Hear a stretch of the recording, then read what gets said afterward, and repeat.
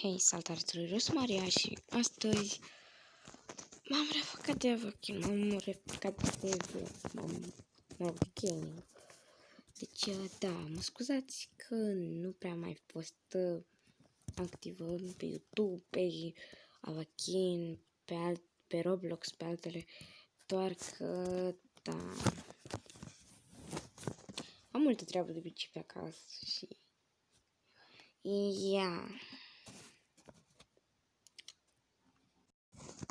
deci, da, sorry.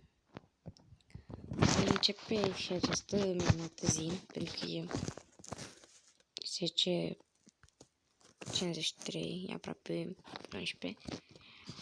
Voi începe această minunată zi făcând un caracter minunat. Deci, da, puțin. Să fac caracterul și după am merge la Marian. Sunt cu mare.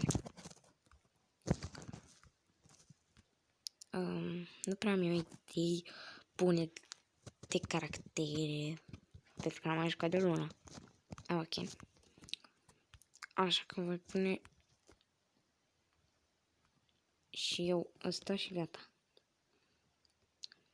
Gata. De dacă îmi placă. Bun, acum merg la comandat. Așa e comandat. Așa e dimineața la mine comandat cu șmecherii teste. Una alta. 100, 1000. Deci da.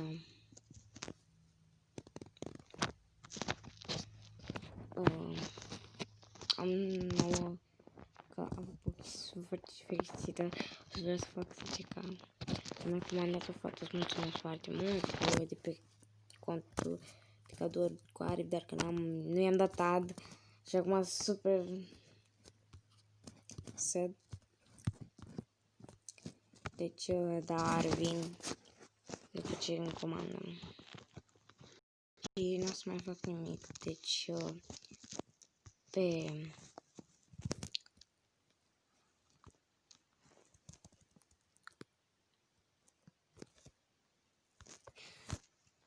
stați puțin.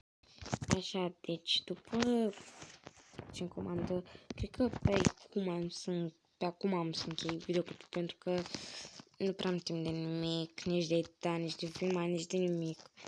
Așa că, da, eu am fost Maria, bye!